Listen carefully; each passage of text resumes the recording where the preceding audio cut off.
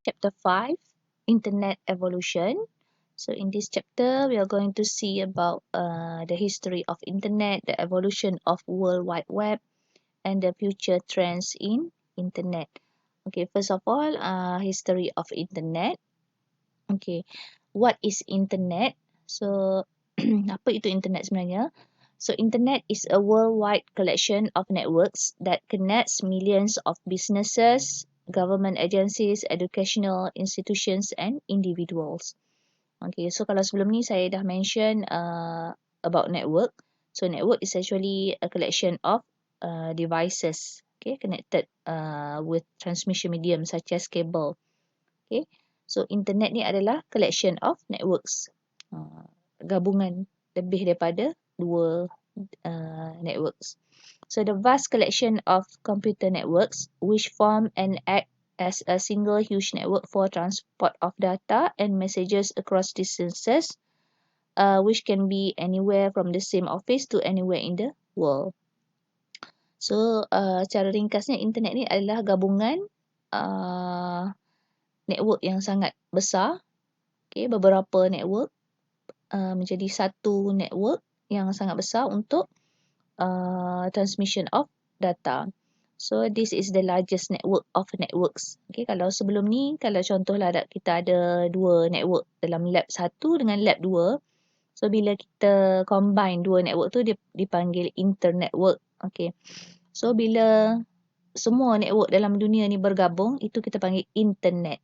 Okay, so that's why dia kata the largest network of networks in the world is internet. Okay. Okay, gambar ni tak keluar. Okay, tak apalah.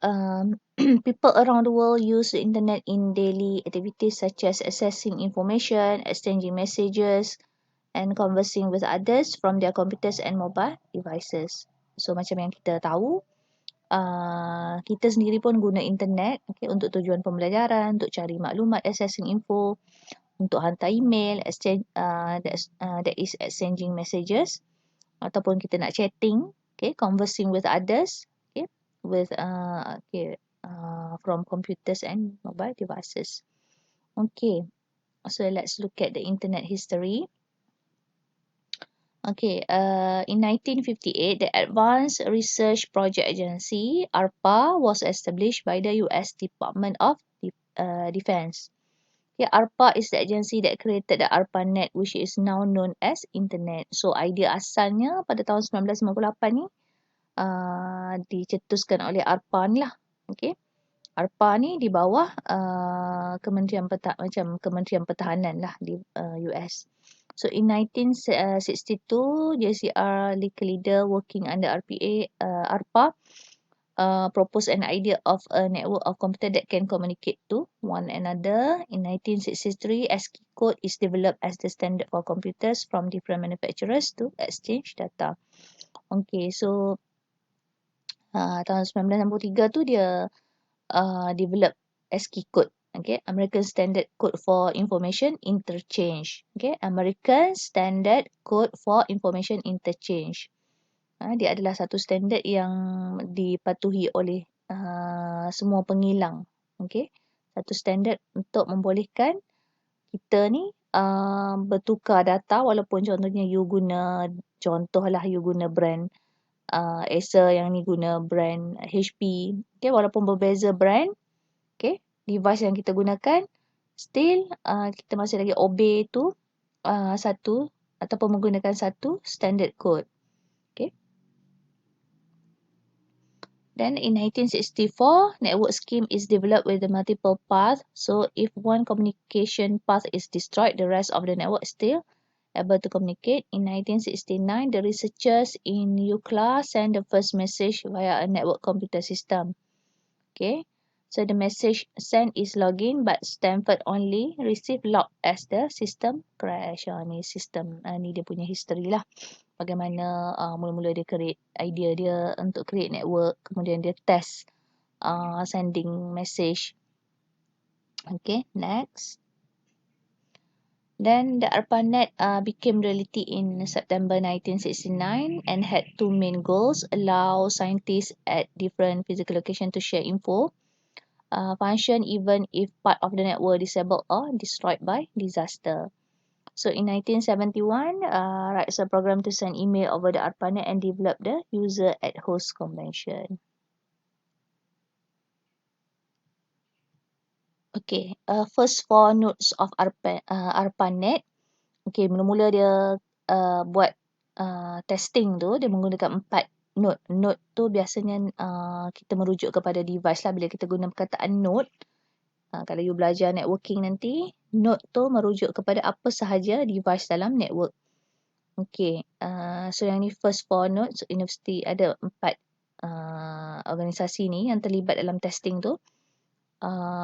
University of California, Los Angeles, University of California, Santa Barbara dan Stanford Research Institute and also University of Utah. Okay. Then this is the first email sent through the ARPANET. Okay. Dia testing permulaan asal dia.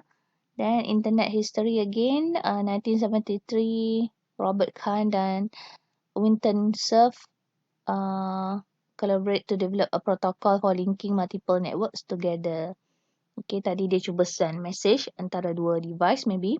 Then sekarang ni dia nak link semua network. Okay, multiple networks together. Okay, dan dia hasilkan satu protokol yang sampai sekarang ni pun kita guna lagi. Transmission Control Protocol / Internet Protocol, TCP/IP nama ringkas dia. Okay, dan kalau you belajar network nanti kita akan belajar secara detail lah apa itu dalam TCP/IP ni. In 1991, Tim Berners-Lee invented the World Wide Web. Okay, dan kemudian idea web tu dicetuskan pada tahun 1991. Then the internet, which is a tool intended for communication among the scientists, was open to the public after the invention of the World Wide Web. Okay, selepas adanya World Wide Web barulah internet services ni diperkenalkan kepada umum. Kayaknya yang sebelum tu hanya di peringkat research dalam ARPANET sahaja. Okay. Okay. This is how TCP/IP works. Okay, kita tengok macam mana fungsi TCP/IP protocol ni.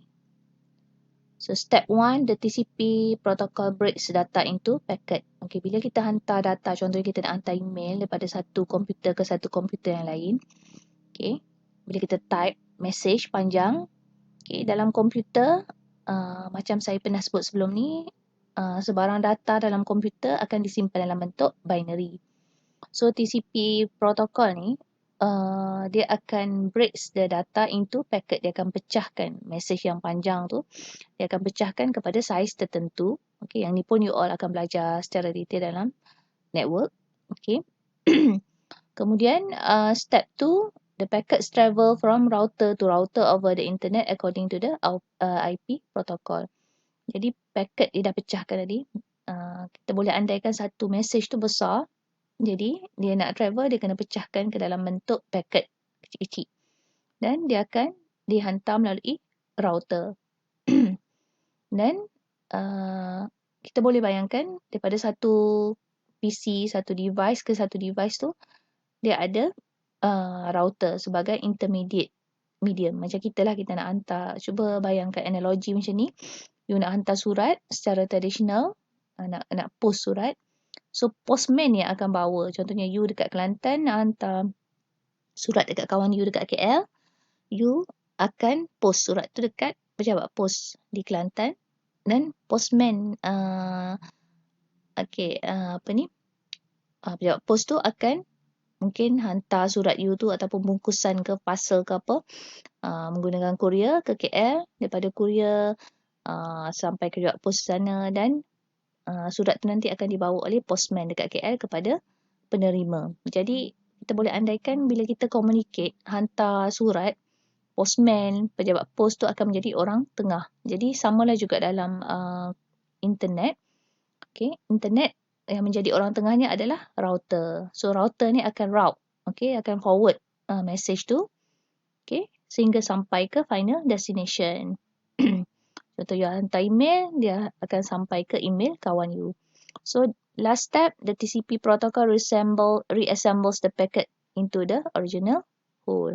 Dan bila packet tu sampai, okay, semua packet telah sampai ke destination, dia akan dikumpulkan semula, dicantumkan semula. Dia adalah dia punya mekanisme untuk campurkan, untuk combine balik message ataupun packet tadi.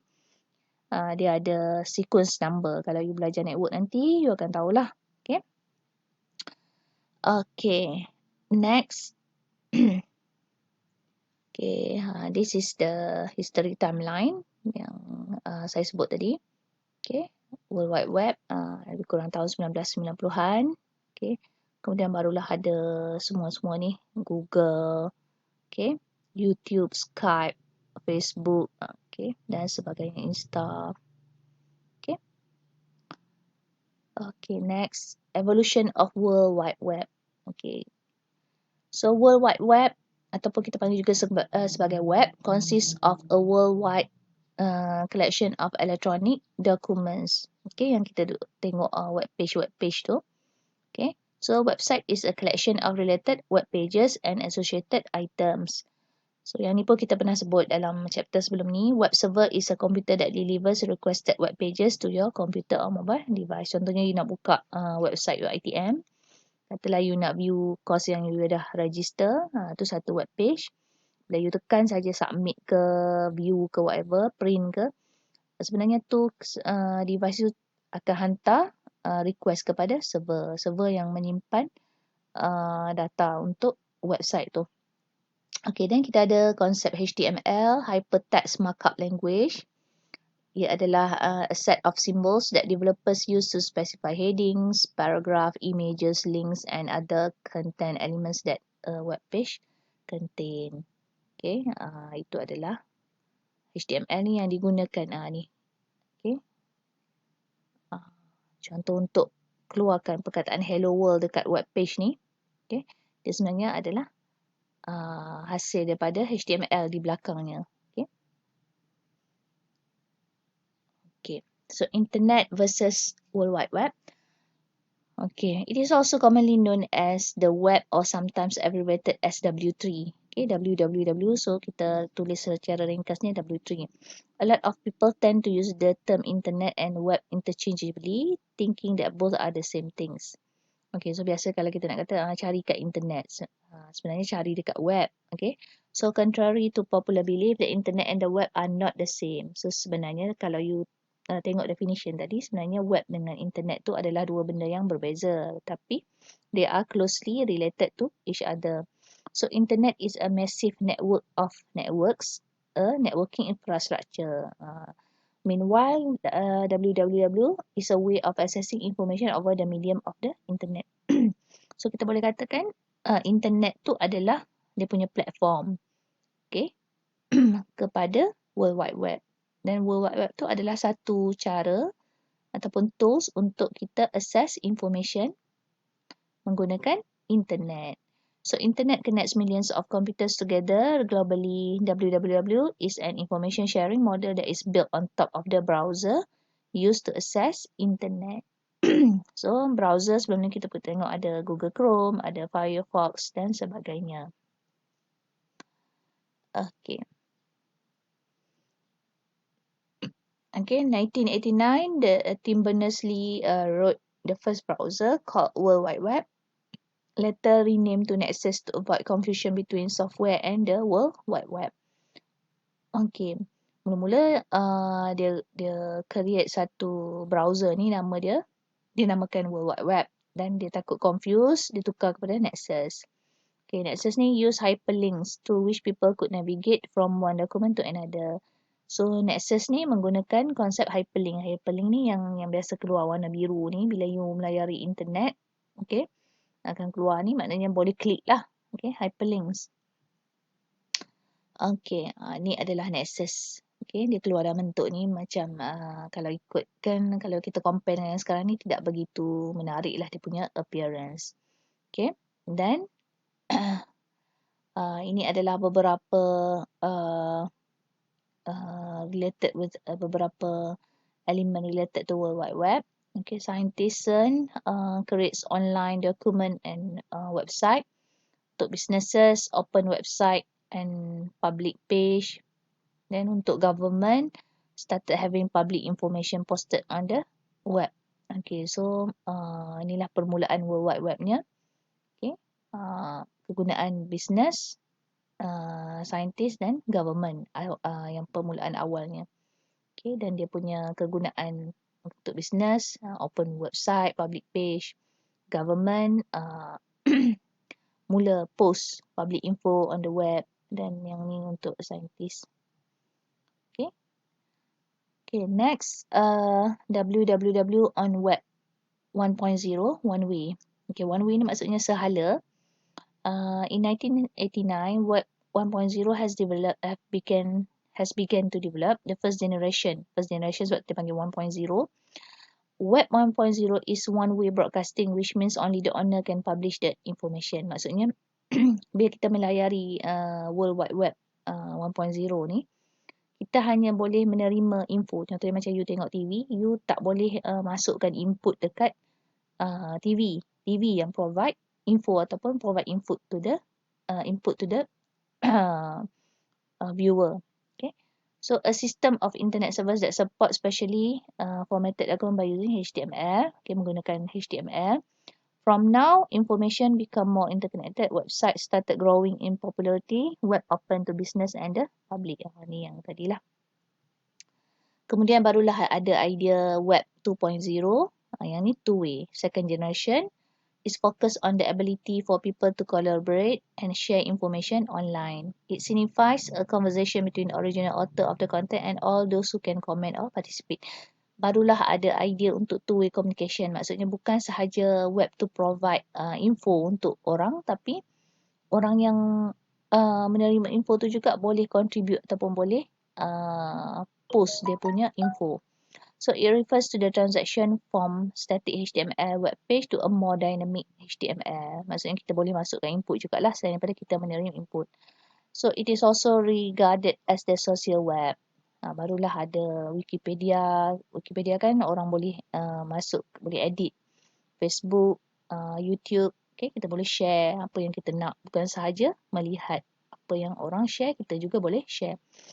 Next, under Web 2.0, social media application. Okay, social media application are developed with the focus of fulfilling the need for social interaction among its users. With its application, sharing info or any contents to other users is possible. Okay, so macam kita ada social media website, kita ada social networking, Facebook, okay, dan link in social bookmarking, ni semua saya pun tak pernah guna. Social news, Reddit, Dig, social photos and video sharing, okay, YouTube, Insta, Flickr, Pinterest, blogs and microblogs, Blogger, WordPress, Twitter, wikis, okay, Wikipedia and Wikia. Okay, then kemudian ada pula World Wide Web on Web 3.0, three-way. Okay, di extend ataupun upgrade lagi daripada Web 2.0. It is the location aware and moment relevant web combined with social Web 2.0 services. Web 3.0 provides the internet user with the opportunity to engage with people all over the world on a variety of devices. Focus on collection of data. Okay, application contohnya Amazon recommended product to the user based on data collected. Okay, yang ni yang sekarang ni lah. Okay, data collected can be from our searching behavior. You perasan tak, contohnya you pernah search satu barang, you nak beli satu barang ke, you berminat ke, you nak cari info, you pernah search benda tu dekat Google, tiba-tiba bila you buka Facebook ke, akan ada iklan benda yang you pernah search tu. Okay, macam tahu-tahu je. So, itu adalah sebahagian daripada Web 3.0. Dia boleh sebenarnya menangkap apa yang kita pernah search, okay, dan dia boleh recommend based on data yang dia collect tadi. Okay, dia tahu you search apa. Contohnya you search certain buku ke, kasut ke, jam ke. Okay, dan sekarang ni kita ada Internet of Things concept, collecting data from environment for optimization. Okay, Internet of Things ni maksudnya kita boleh control satu sistem with minimal human intervention. Maksudnya tak perlu kepada tenaga manusia yang ramai, tapi kita boleh set dekat menggunakan internet untuk collect data dan juga kita respon balik apa yang sepatutnya. Contohnya dalam pertanian, you nak nak siram pokok, ataupun tanaman nak baja. Macam mana you nak tahu bila perlu baja? Mungkin berdasarkan keadaan tanah, kalau macam dah sampai tanah tu dah perlu dibaja, based on certain condition, ataupun dah kering, barulah kita siram. Maksudnya bila masa tu memerlukan. So kita boleh guna konsep Internet of Things. Bila Internet of Things ni menggunakan konsep sensor dan sebagainya lah. Dan sama juga kalau untuk kalau dalam bidang kesihatan, contohnya kita boleh pasang jam kesihatan ke dekat seorang pesakit untuk monitor heartbeat dia ke. Contoh orang yang sakit jantung, kalau macam ada serangan, so apa perlu respon. Jadi sistem akan respon. That is concept of Internet of Things. Okay, next, Uniform Resource Locator, URL. Okay, apa itu URL? Kita pun selalu sebut yang ni. URL is a global and unique address for a resource on the web. So, bila you nak research and nak access satu web tu, biasa kita boleh type dia punya URL. Displayed in the address bar of a browser. Yang kat atas tu kita type. Also known as web address. Okay, www.uitm.edu.my ke. Itu adalah URL. It can also be defined as complete web address used to find a particular web page. URL will lead to any one of the pages within the website. Okay, next kita ada domain name. Apa itu domain? Domain names are used to identify one or more IP addresses. Okay, for example, the domain name Microsoft.com represent about a dozen of IP addresses. Domain names are used in URLs to identify a particular web page. For example, URL http www. Blah blah blah.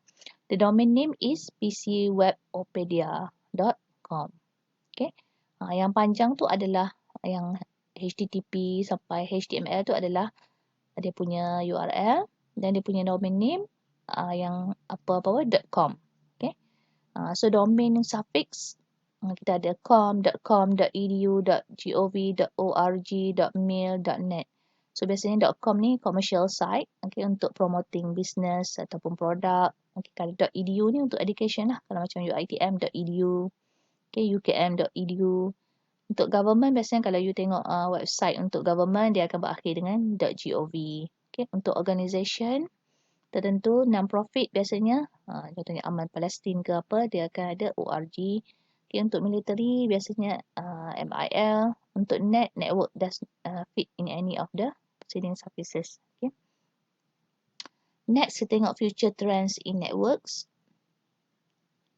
Future trend in network. The internet is changing the way we work, produce, live, shop, travel and stay healthy. Macam sekarang ni kita tengok musim COVID ni, kita belajar secara online. Maksudnya perlahan tu education tu dah ke arah online.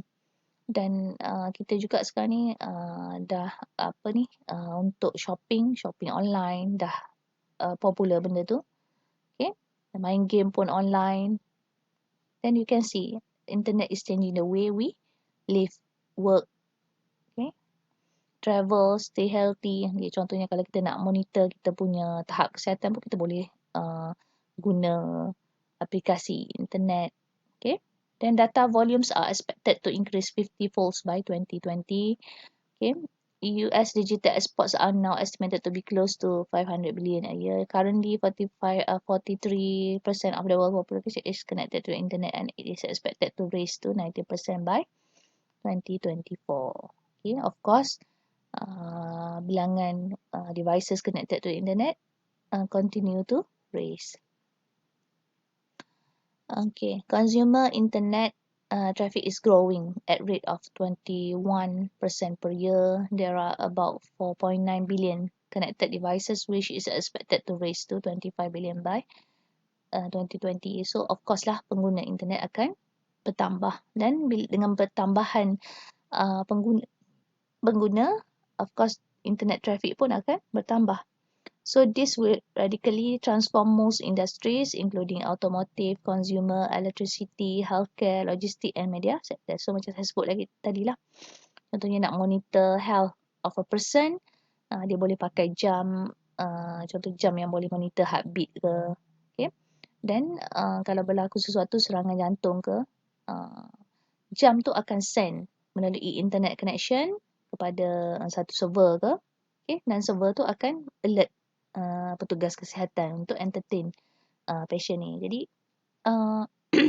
bukan sahaja dari segi education, health, pertanian dan sebagainya pun akan menerima impact daripada internet. Okay, dan bila berkembangnya internet ni, kita ada cybercrime, okay, will also expected to be significantly increased. That leads to the increasing the potential of reputational damage to the brands through loss of data or blackmail. So dengan berkembangnya internet ni, masalah cybercrime juga meningkat. Contohnya sekarang ni scammer, ada yang hantar email palsu, okay, ada fake account dan sebagainya. Okay, so what do you think the future trends of the internet will be? Okay, you boleh predict. Okay, augmented and virtual reality will play a major role. Okay, yang ni yang macam saya bagi project dekat you all. Okay, next gen device, Google Glass, Microsoft HoloLens, Facebook VR. Okay, ni contoh-contoh yang dia bagilah. Machine might take over your job. Okay, macam saya kata tadi, mungkin kalau dulu kita perlu nurse untuk monitor hampir 24 jam seorang patient ni yang kritikal. So sekarang ni kita boleh bagi task tu kepada teknologi, okay? Internet of Things. With the combination of the ubiquity of internet and the machine will gain mastery over high level and intellectual tasks, writing possibility, replacing people in their job. Okay, contoh kalau kita nak beli satu barang, kita ada masalah. Kalau you perasan dekat web sekarang ni, biasanya dia ada macam satu chatting, dia boleh reply. Bila you tanya apa-apa soalan, dia boleh reply. Itu sebenarnya adalah chatbot. Okay, chatbot ni juga maksudnya dikawal oleh mesin. Okay, kalau dulu kita perlu call